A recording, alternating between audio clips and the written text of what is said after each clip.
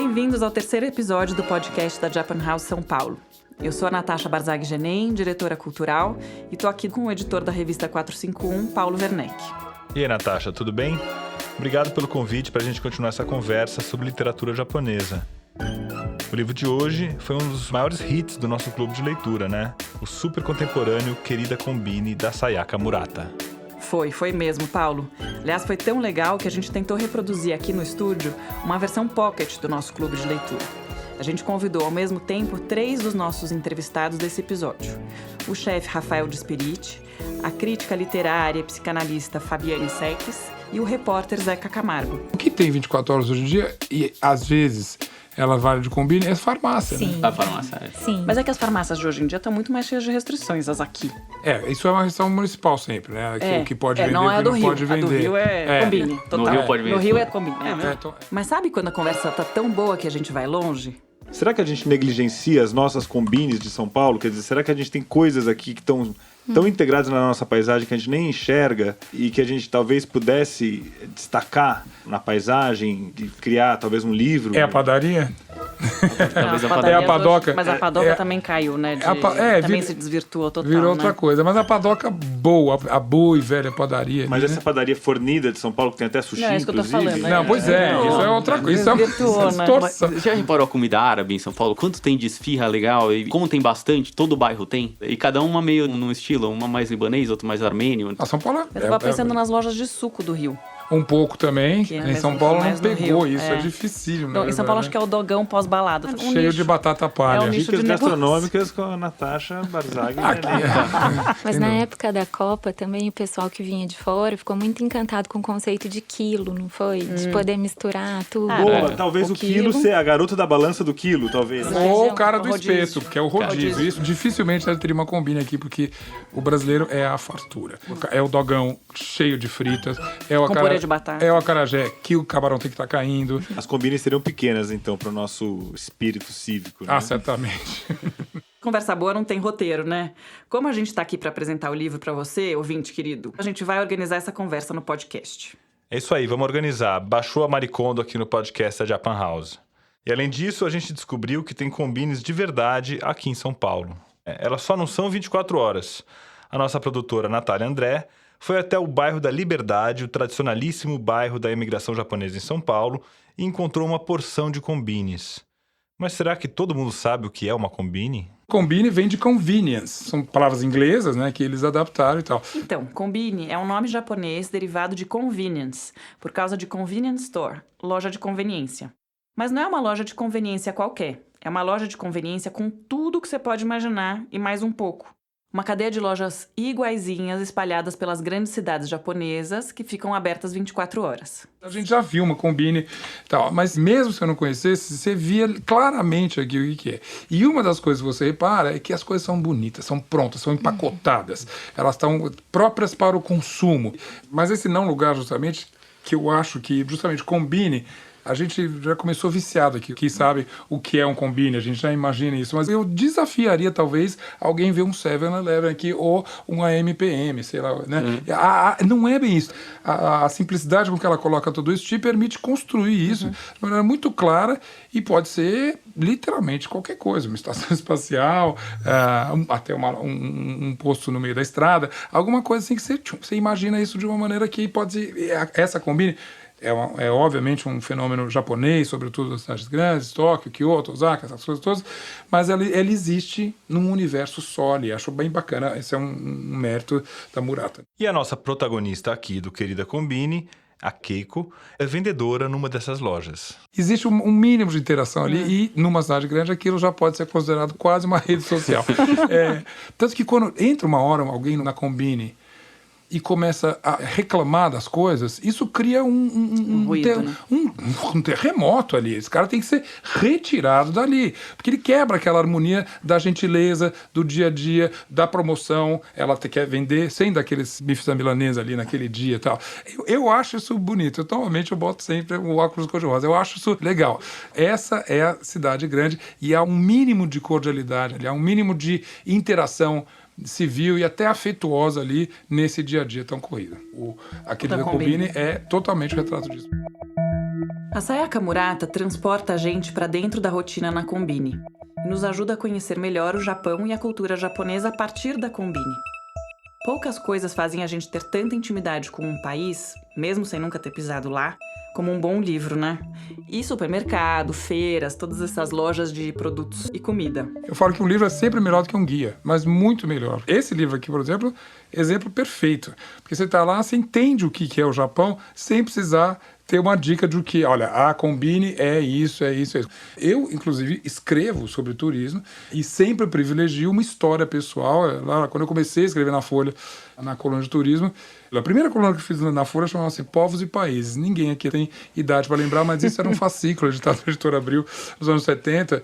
E quando você tem uma literatura aqui, ela te dá muito mais essa noção do que dados demográficos ali que vão te encher. Isso é bom para uma página de Wikipédia hoje em dia, né? É uma sensação de familiaridade, né? Que a gente cria com o espaço, com a cultura e com o personagem, né? Sim, uma outra relação. E isso faz você, inclusive, ter vontade de ir. A literatura tem esse poder aqui com a gente. Bom, e a gente convidou o Zeca Camargo, não só porque ele é um grande jornalista cultural e um grande leitor de literatura, mas também porque ele é um observador das grandes cidades. Outro leitor ilustre de Querida Konbini aqui no nosso clube de leitura no estúdio foi o Rafael Despiriti, que comanda o clássico restaurante francês Marcel, nos Jardins, em São Paulo. Rafael, além de chefe, também é quase um blogueiro. Rafael, na verdade, tem um perfil de Instagram que é muito divertido e fala muito sobre baixa expectativa na vida. Eu falo que felicidade é boa comida, boa bebida e baixa expectativa. A gente convidou o Rafael para ler Querida Konbini e vir conversar com a gente não só porque ele é um grande chefe, mas também porque ele tem uma perspectiva muito espirituosa da comida, além de ser muito bom de papo. Ele até inventou um alter ego no Instagram, o Robertinho, que é um foodie, um maníaco por comida, que vive dramas gourmet como a tia que faz salpicão com cream cheese ou a tendência dos panetones com uma lata de doce de leite dentro. E aí, eu acho que na Konbini tem muito disso. Você vai lá, pega o teu bentô, pega o negócio e você não espera nada. E no Japão é animal a comida, né? Então, mesmo no bentô da Konbini. É boa mesmo? Você no Japão chegou a comer? Cheguei. Então, eu comprei muito isso pra pegar trem, né? Porque no trem você vai comendo as coisas. E aí, pô, tem umas coisas impressionantes. Que tipo de coisa? Tipo os onigiris, que são aqueles bolinhos que ela fala também. E muito carê, coisa... Sempre numa marmitinha, tá? Um negocinho ali. Arroz, carê, o que for. E aí você vai comer. E tem também... Eles fazem aqueles tonkatsus, que é tipo um bife à milanesa, assim. Normalmente de porco. E aí eu abro lá o negócio e tal. Eu vou comer e, obviamente, vai estar uma molenga. Porque tá lá pronto. E ele tá crocante. Esse é o negócio. Só de ouvir o Rafael falar, dá pra perceber que ele não tem exatamente o perfil que se imagina quando a gente fala que ele comanda um restaurante tradicional francês, né? Ele preza pela boa comida sem frescura. E por isso gostou tanto da comida das Konbinis quando esteve em Tóquio. São franquias, 50, quer dizer, 60. nada menos personalizado que uma... Mas as receitas tem muito de tradicional. Tipo, onigiri é um negócio que os caras comem. Assim, não é que por virar um negócio de conveniência, virou só hambúrguer e... Pão de queijo. Tipo, mas meu pão de queijo seria um exemplo do nosso. Se a gente tivesse imagina que se a gente tivesse loja de conveniência no Brasil e o pão de queijo fosse muito sensacional. Tipo, do nível de um pão de queijo que você come em Minas e tal. É meio que rola no Japão, assim. Você tem umas coisas que você come e fala, pô, isso é de uma qualidade bem boa pro ritmo e negócio que eles fazem. E ler o Querida Konbini não só refrescou a memória do Rafael da experiência em Tóquio, como gerou uma identificação inesperada com a protagonista, a Keiko. Eu tenho uma empatia absurda com a Keiko, porque é aquele negócio, ela nunca se desligar, o negócio faz parte dela. E eu sou assim, tanto nisso quanto no videozinho da tarde eu tô olhando como é que tá a cozinha pelo celular agora e tal. Mas aquele negócio, será que os caras colocaram o negócio no lugar certo? Será que o queijo tá no lugar certo? Será que não sei o quê? Será que cliente que vai vir hoje? Será que já reservaram? Essa relação do dono do comérciozinho, de servir as pessoas, essa história de servir mesmo as pessoas. E você tá tão conectado àquilo que aquilo é você. Eu fiquei olhando, acho que quem trabalha com serviço se identifica muito.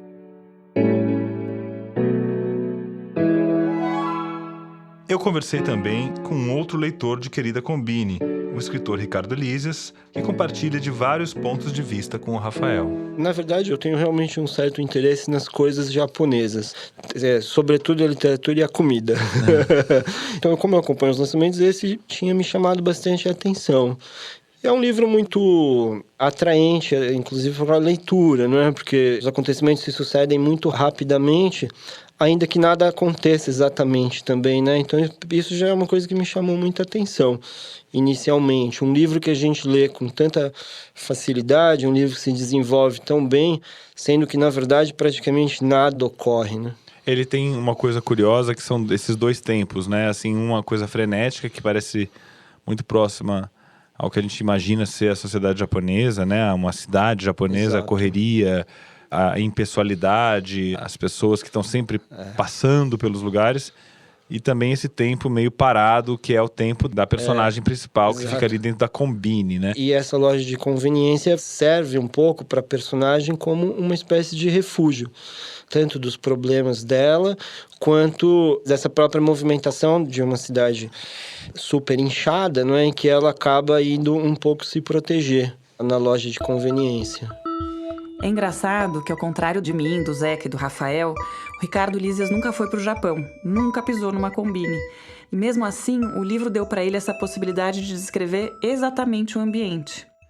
Agora, o mais interessante da conversa com ele é essa possibilidade de análise interna da obra que só um escritor pode fazer.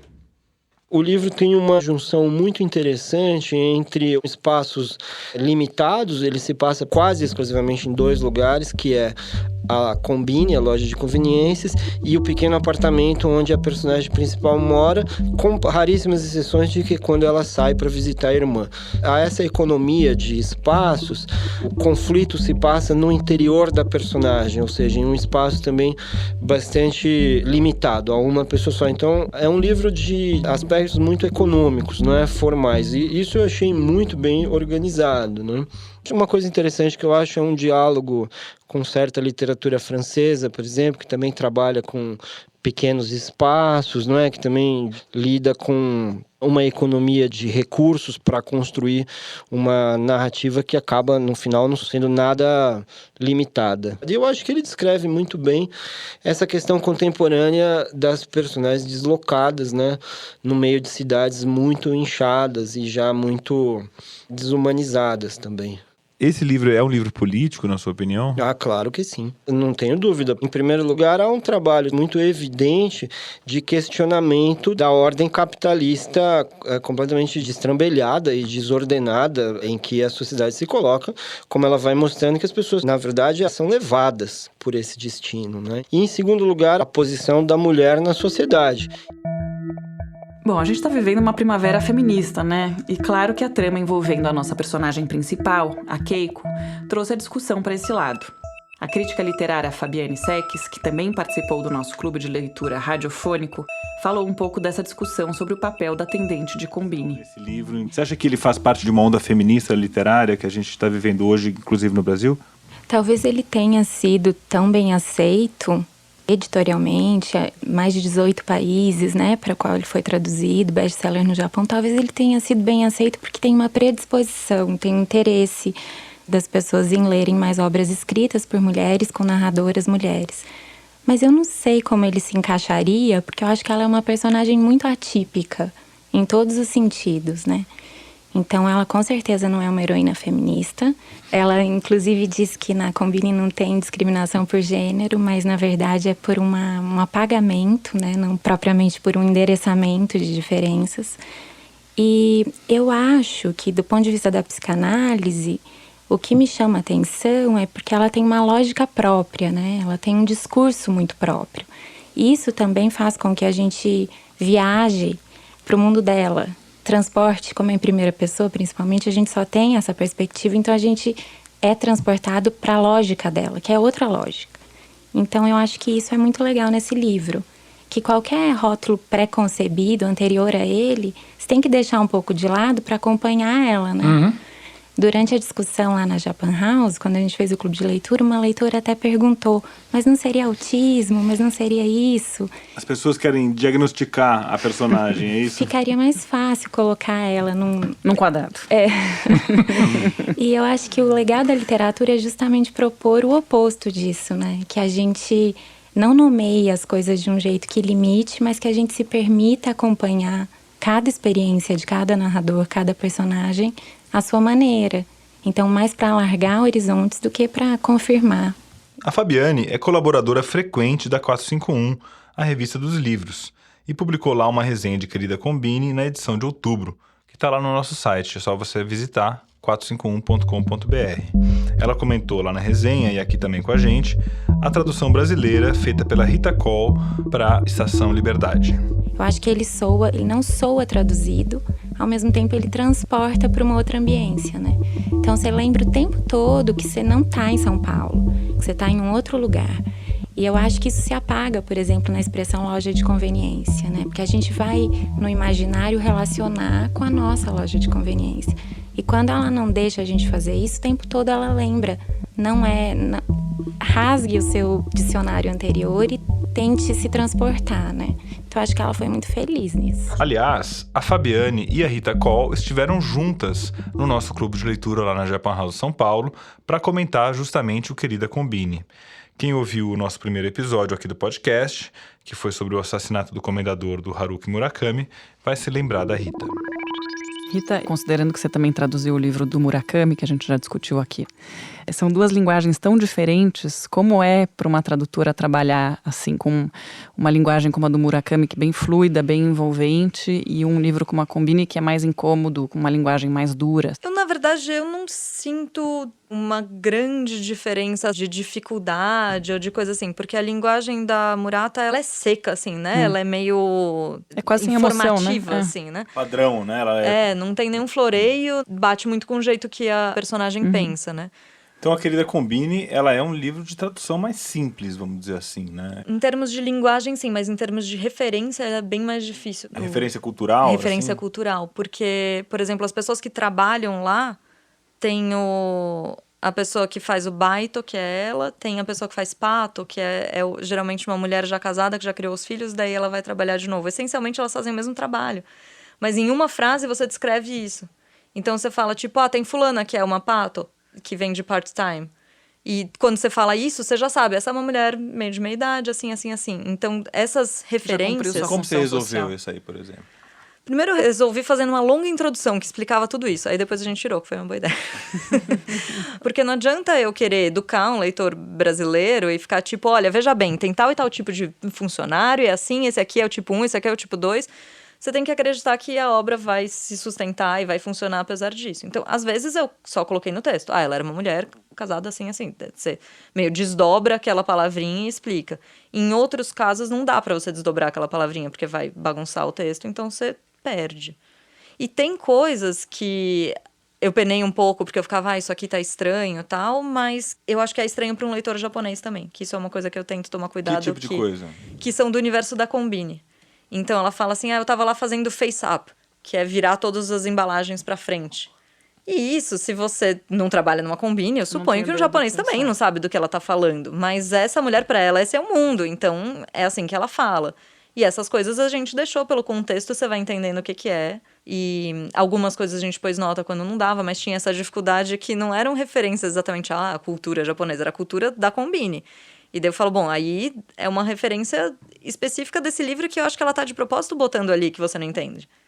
Que o leitor japonês também não entende. Ela mostra rituais que na cabeça das pessoas não são tão ritualizados assim, né?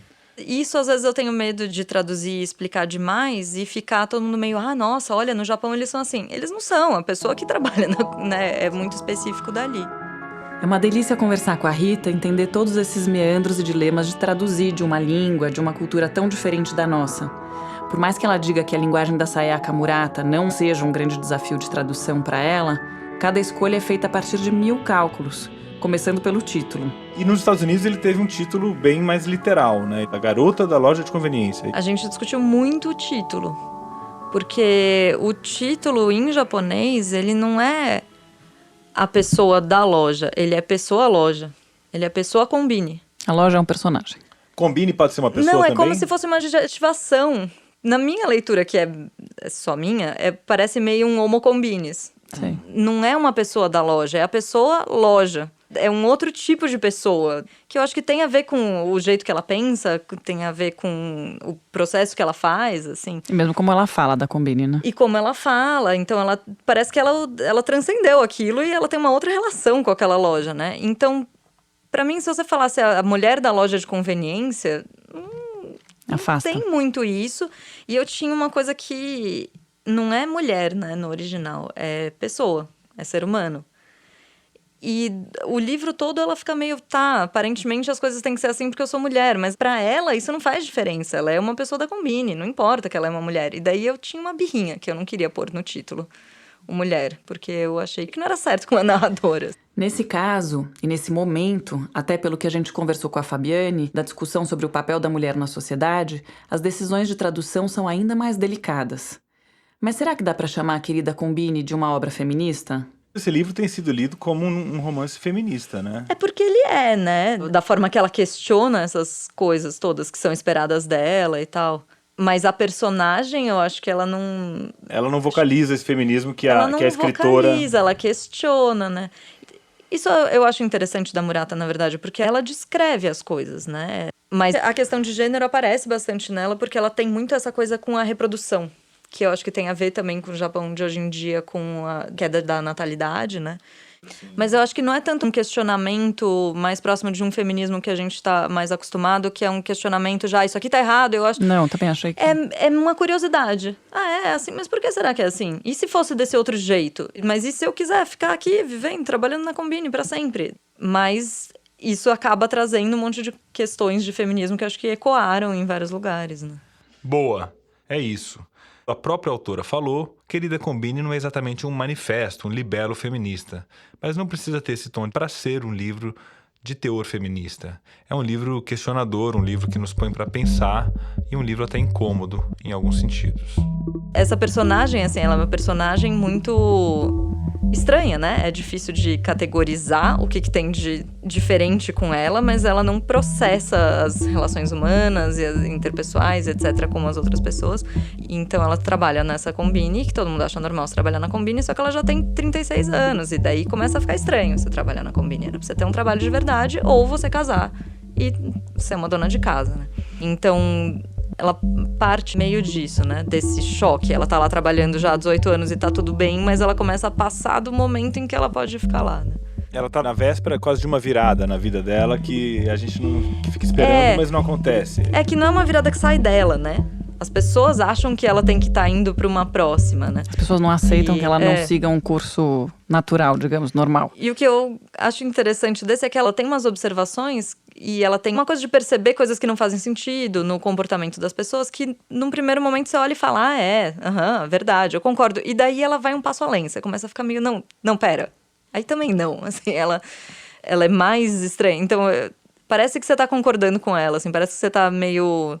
entendendo como ela pensa, mas daí... não, ultrapassa, né? Um pouco. Ultrapassa, que é uma coisa que acontece em outros livros dela que eu li. Que você olha e fala, que ideia interessante dela, vai indo. Você fala, opa, não, pera. E a Rita já estava bem acostumada com o estilo da Murata. A primeira coisa que eu traduzi na vida foi um conto dela, que saiu na Granta. Que é sobre um casamento limpo, é um casamento sem sexo, mas eles querem ter um filho. Então, ela meio brincando com essas coisas, assim, nesse tipo de experimento. Que é bem esquisito. Esse livro é o menos esquisito, eu acho, dela. E se naquele primeiro conto o que tinha de estranho era um casamento sem sexo, no caso de Querida Combini era o fato de a protagonista trabalhar durante tantos anos num lugar que costuma ser um emprego temporário. Uma circunstância biográfica une a escritora Sayaka Murata e a sua heroína Keiko. Ambas trabalharam por mais de 15 anos numa Combini. Isso, na verdade, é uma coisa meio esquisita na sociedade japonesa, porque trabalhar numa Combini é geralmente um trabalho temporário, ninguém fica lá por muito tempo. E o que chamou muita atenção desse livro é que a escritora trabalhava na Combini, porque você trabalhar como vendedor numa Combini é um trabalho muito fácil, como um trabalho temporário, que meio qualquer um pode fazer, tem uma rotatividade super grande. Então, todas as entrevistas com ela eram, você trabalha na Combini? Ela, sim, hoje mesmo eu estive lá. E todo mundo, meu Deus... E o livro estourou. Foi traduzido para mais de 20 línguas ao redor do mundo e premiado pela Akutagawa, o prêmio de literatura pura mais importante do Japão, em 2016. Eu vi muitas pessoas falando, nossa, esse aqui ganhou o Akutagawa, mas é legal. Mas é divertido, porque tem isso, ganham muitos livros cabeça que são difíceis de ler, que se as pessoas vão ler, elas acham chato. E esse, ele é engraçado, ele é muito rápido de ler. E eu acho que fala com ansiedades e com coisas assim que as pessoas sentem no geral, mas fora isso ela é muito estranha, ela tem um apelido de Crazy Sayaka.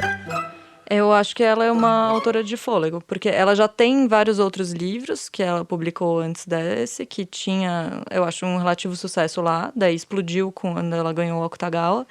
E desde então, pelo que eu vi de entrevistas dela, ela já tá com muitos contratos, muitas coisas encaminhadas, porque como ela ganhou esse prêmio e esse fez muito sucesso, ficou uma expectativa grande. Ela lançou um que chama Terráqueos, ou Terráqueo, que saiu no ano passado e que a gente vai traduzir aqui também, que eu já tô acertada para traduzir ele, ainda não tem data, mas ele é bem mais pesado. Como é que é? Dá uma palhinha pra gente da história, qual é a pegada desse livro? É sobre uma menina, ela trabalha com uma ideia, assim, então esse ela quis fazer sobre a Combine. Ela pensou, Combine é isso. E esse outro era numa região do interior, uma família muito grande, e ela acha que ela é mágica. Tem uma coisa um pouco semelhante desse personagem, um pouco fora do normal, de como as pessoas pensam, mas aí vai pra outras coisas, assim, tem tratos infantis, tem abuso, tem canibalismo, tem de um tudo.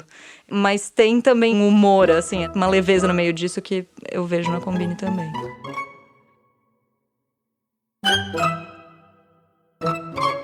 Combine. E a Rita, que morou no Japão? Será que ela tem saudades da Combine?